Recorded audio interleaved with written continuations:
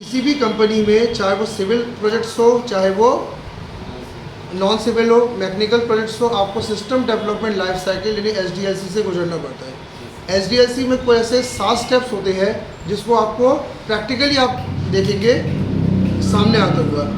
पहला आपका ध्यान रखिएगा, फर्स्ट आपका होता है इंफॉर्मेशन। फर्स्ट आपका स्टेप होता है यहाँ पे प्रॉब्लम, ठीक है। एसडीएलसी में आपको ध्यान रखना, पहले सबसे पहले आपके पास कोई संस्था अपनी प्रॉब्लम को लेके आती है, ठीक है। ये खास करके ध्यान रखिएगा, अगर आप खुद हेड है तो आपको ये चीज़ ज़्यादा महसूस होगी। संस्था को प्रॉब्लम होगी तो संस्था क्या करेगा, आपसे कांटेक्ट करेगी, क्योंकि आप उस चीज़ के डिस्ट्रीब्यूटर हो, आप सर्विस प्रोवाइडर हो। जैसे आपको जब तबीयत आपकी ख़राब होती है तो आप डॉक्टर से कंसल्ट करते हो। इसके बाद फिर सेकेंड क्या होता है, जब आप डॉक्टर से कंसल्ट करते हैं या आप किसी इंजीनियर से बात करते हो तो इंजीनियर क्या करता है, इंजीनियर आपकी प्रॉब्लम को सुनने के बाद आपको फिजिबिलिटी एक स्टडी करता है। फिजिबिलिटी स्टडी करने का मतलब है कि उस पर्टिकुलर प्रॉब्लम को सॉल्व करने के लिए कितना कॉस्ट लगेगा, ठीक है। तो डॉक्टर्स भी जैसे आपको कहते हैं ना कि आपको जो बीमारी है, इस बीमारी को हल करने के लिए 5 लाख रुपए लो, 6 महीने आपका इलाज चलेगा और इतने चीज़ें आपकी बंद हो जाएंगी, आपको इतना व्यायाम करना है, इतना ये सब करना है और 3 से 4 ट्रिप आपको चेक कराने आना है। तो आपको लगभग कॉस्टिंग कह दी कि 5 लाख की कॉस्टिंग लगभग आपकी इस बीमारी में लग जाएगी। तो फिर ये फिजिबिलिटी स्टडी।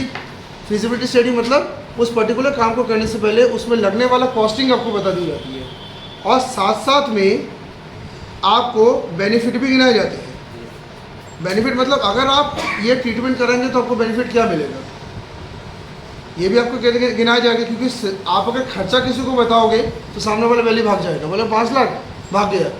आपने बेनिफिट बताया कि भाई आपकी बॉडी फिट हो जाएगी, आपके फंक्शंस अच्छे हो जाएंगे, आपको आने वाले 10-15 साल 20 साल आपकी बॉडी अच्छी काम करेगी।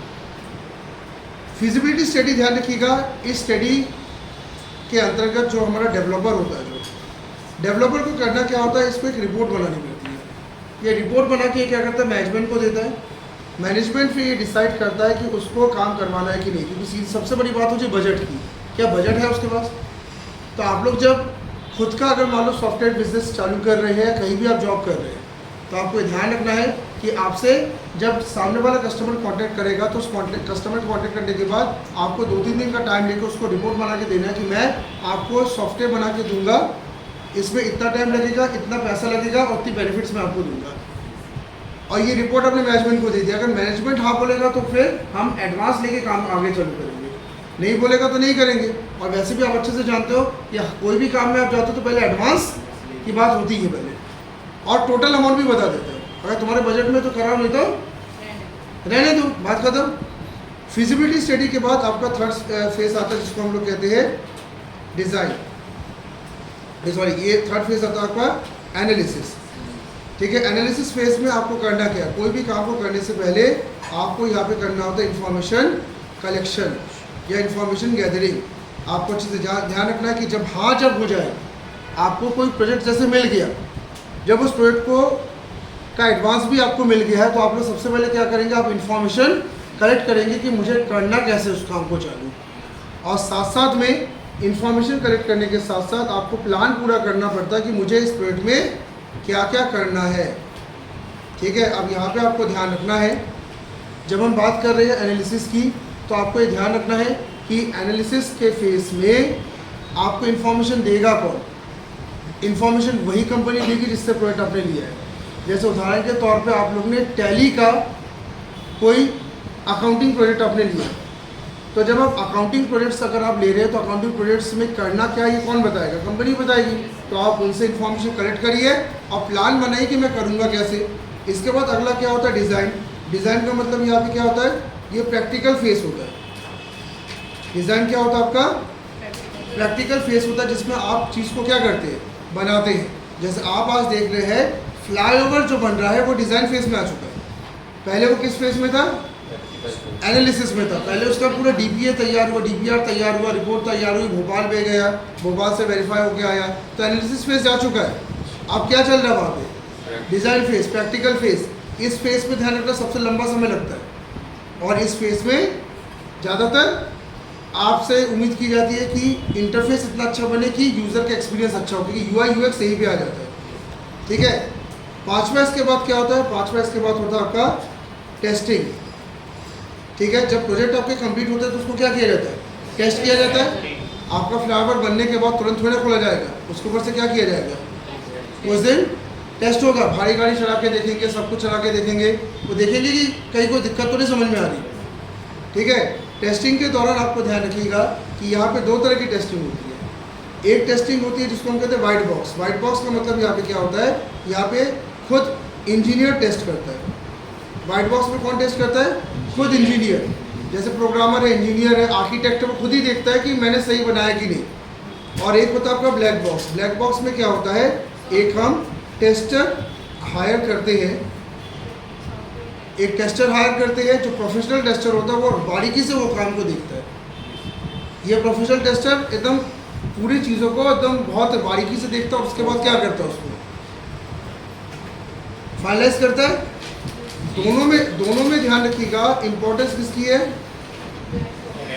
ब्लैक बॉक्स टेस्टर की इंपॉर्टेंस ज़्यादा है, आपको ध्यान रखिएगा वाइट बॉक्स के मुकाबले, क्योंकि टेस्टर जब वेरीफाई करता है तभी जाके काम को फाइनलाइज किया जाता है। इसके बाद होता है इम्प्लीमेंटेशन।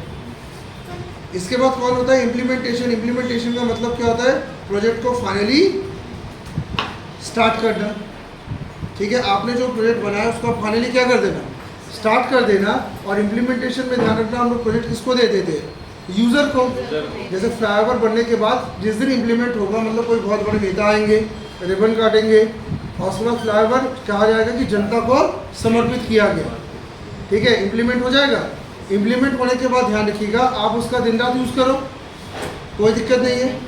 ठीक है, लेकिन आपको ध्यान रखना है, जब हम बात किसी सॉफ्टवेयर की करते हैं तो सॉफ्टवेयर में आपको ध्यान रखना है इम्प्लीमेंटेशन के दौरान आपको यहाँ पे दो फेसेस के यूज़ करने हैं। पहला फेस क्या होता है?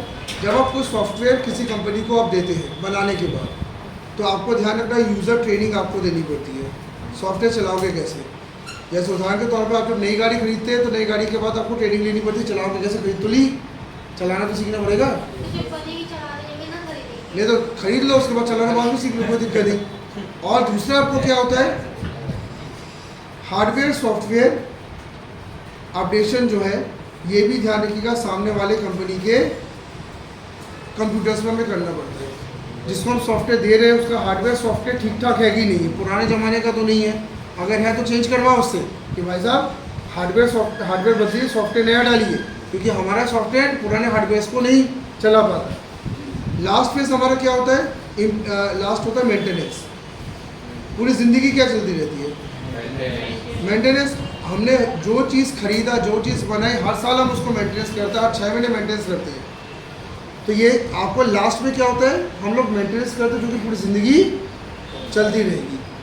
तो ये 7 मैंने ऐसे फेस बताए जो HDLC के इंपॉर्टेंट फेसेस है, जिससे हर इंजीनियर को गुजरना होता है। बंद